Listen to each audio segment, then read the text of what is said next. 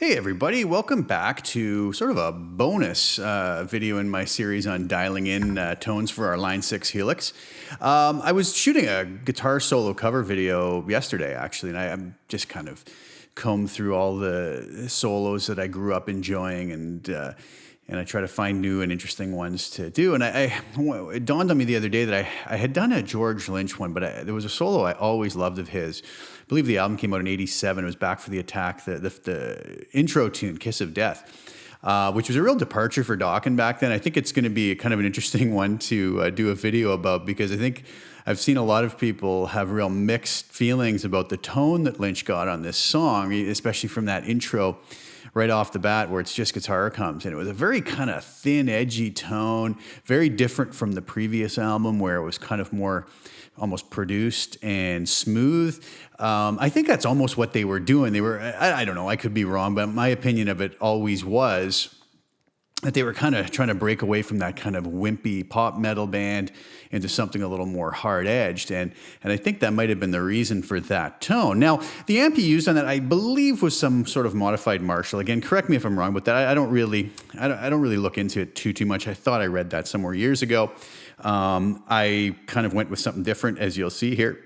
And again, I don't always just try to copy exactly what they used on the original recordings. But anyways, this was always an interesting song and guitar tone to me, because I think my first reaction after hearing the, what was the album before, Under Lock and Key, I believe, Dokken album, when I heard those first chords, I was like, wow, this is so much more aggressive from the tone to the playing. And I think that may be what they were going for. That's just my take on it. Maybe I'm totally wrong, but...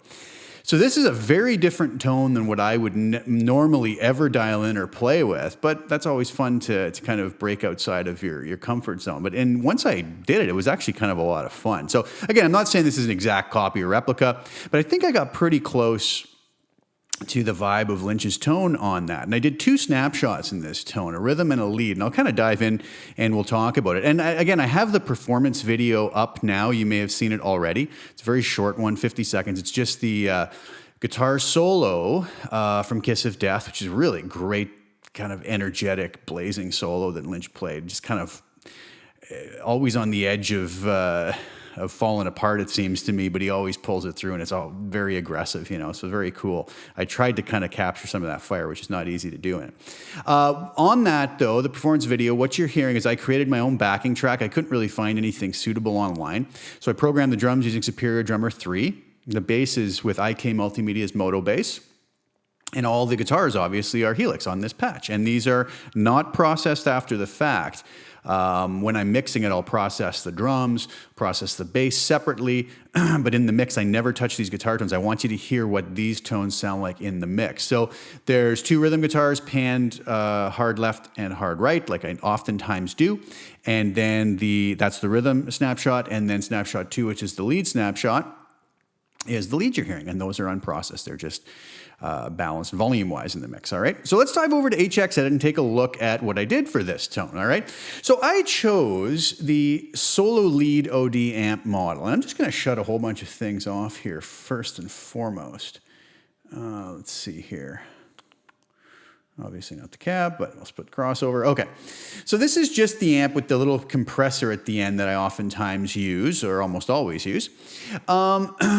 I had tried using the Line 6 2204 mod at first, and it was actually okay. I could have easily done this, but I was finding it a little tougher to get right where I wanted to be with it. So I hopped over to the Solo Lead OD. Now, I've recently done a dialing in video on how to dial in the Solo Lead Clean, or Solo Lead Crunch and OD, I believe are the models. I should look at it right in front of me here. Yeah, Clean Crunch and OD.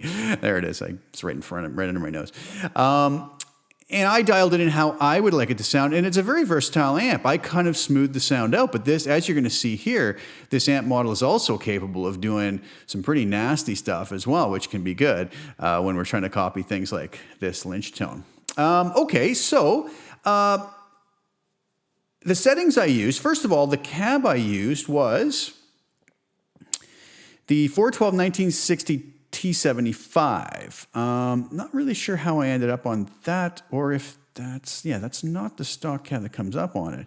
I think what happened is I had tried the Line 6 2204 mod, and that's the stock cab that comes up with it. And then when I switched out amp models, I just kept that cabinet because it just seemed to work right away. I picked a 421 dynamic mic. Whoops, look at that. I just blew it on that. There. Back to the 421 dynamic mic. 4 inches off, which is odd for me again. But a ribbon mic, I was just not going to suit this. There's so much edge here. We're really not focusing on a warm bottom end or anything here. We want this tone to cut, right? So I went with that. The amp settings. The drive on 6, bass way back on 2, mids 4.6, treble at 9.2, presence at 9.5, channel volumes on 10, master I left, I believe, just on this default setting of 5. The Scream 808 that I have before the amp comes in only on the lead patch. We'll get to that or the lead snapshot. We'll get to that when it's time. So this sounds like this. At the end, I have my compressor maybe turned up a little higher on the peak reduction than normal at 6.0. Again, very subtle stuff there. So this tone, just as is, sounds like this.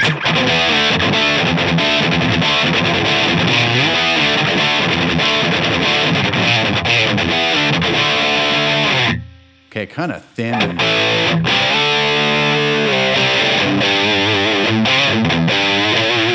Like I said, not something I would ever normally use, but it's working here so far. So one of the first things I did, and again, because this is a raw guitar track at the beginning, I was able to throw it into the Spectrum Analyzer. That's always a faster way to work. If you have sort of a isolated guitar track, you can sort of see what's happening spectrum-wise. And I was able to match this pretty close with very little work.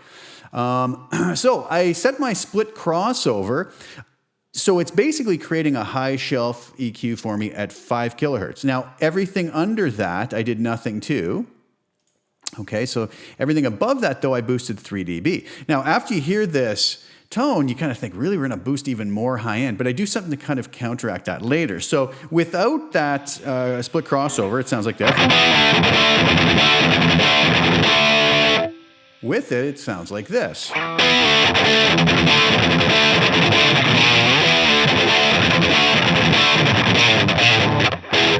Okay.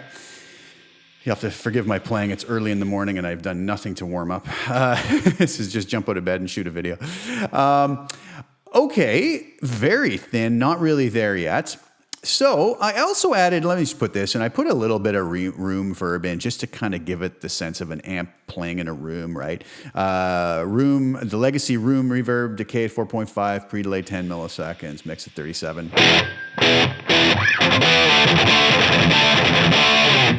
Okay, it's fine. Now, the EQ here at the end is really where I kind of shaped things a little bit. Now, I brought my high cut in 12 kilohertz, low cut only to 70 hertz, because I really didn't want to, it's a thin tone to begin with. I wanted to leave some of the bottom in and not really chop as much off. I went to 400 hertz with a Q of 1.3, pulled back 4 dB. And here's the important one, high frequency, setting, I went to 3 kilohertz, not really a high frequency, it's more of a mid, with a Q of 3.5, and I dialed out 6 dB, okay? And that's kind of where I found the tone came together a little bit better. Not so, we got rid of some of that, maybe that annoying mids, that upper mids. So without, again, here it is. And with that EQ, here it is.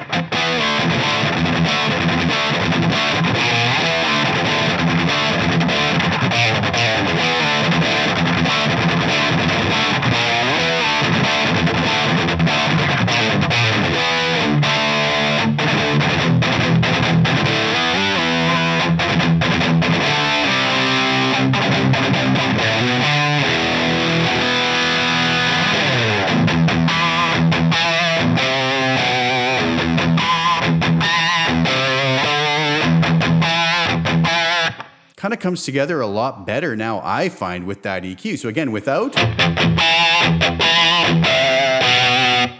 very fizzy and tinny, right? Bring this in.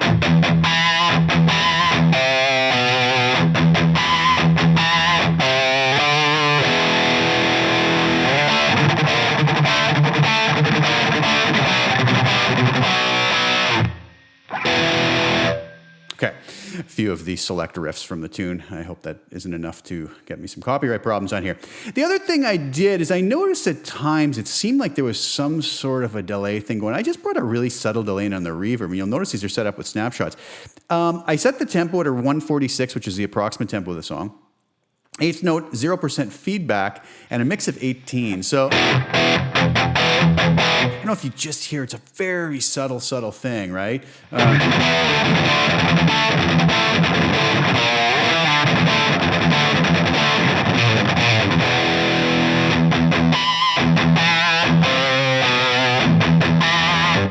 Now, as far as the gain, so that's basically the rhythm tone, okay? As far as the gain on the amp goes, it's just going to be very pickup dependent, as always. I find this guitar here with the Seymour Duncan JB Jr. in the bridge, it's a bit of a low output pickup.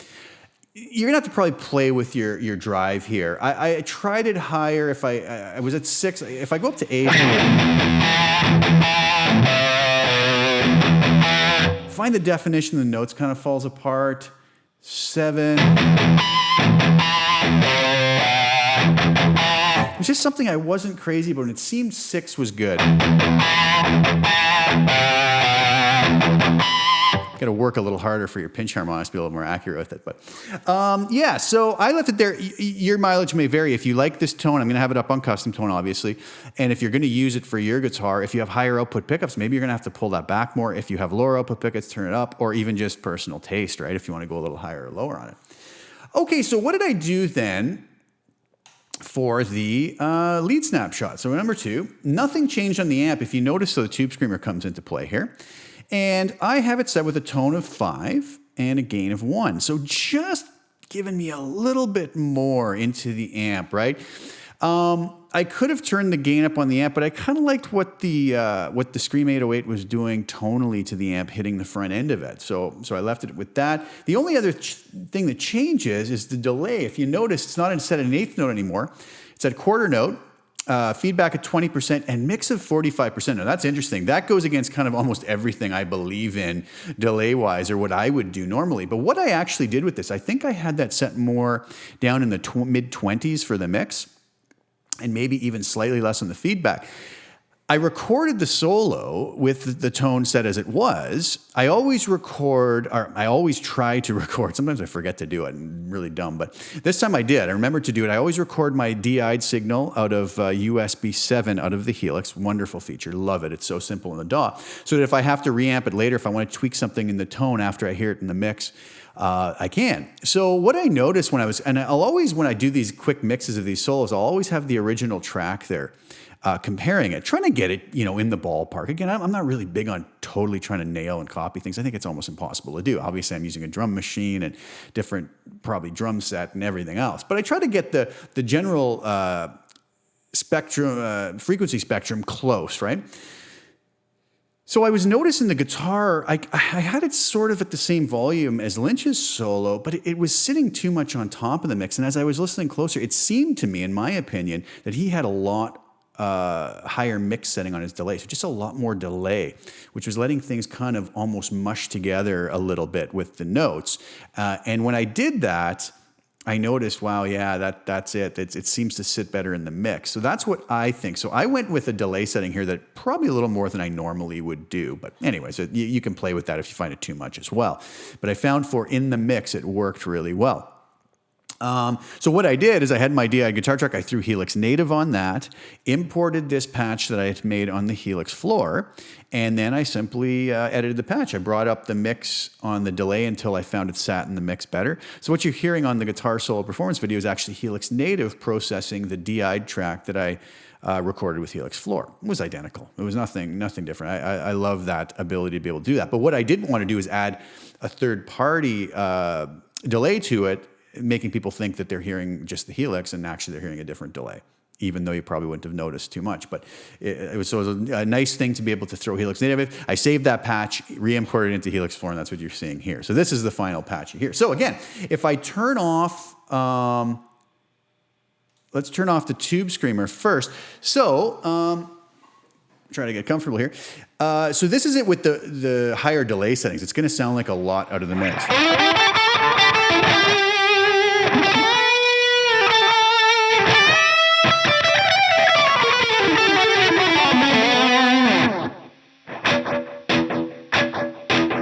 Okay, so that's the delay.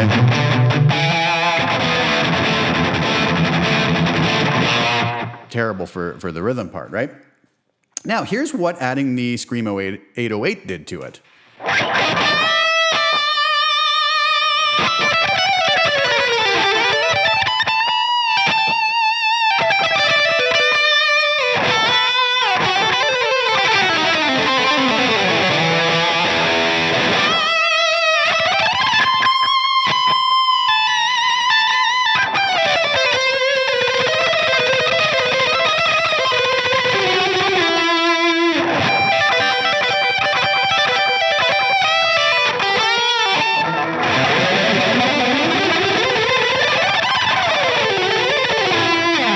Something like that.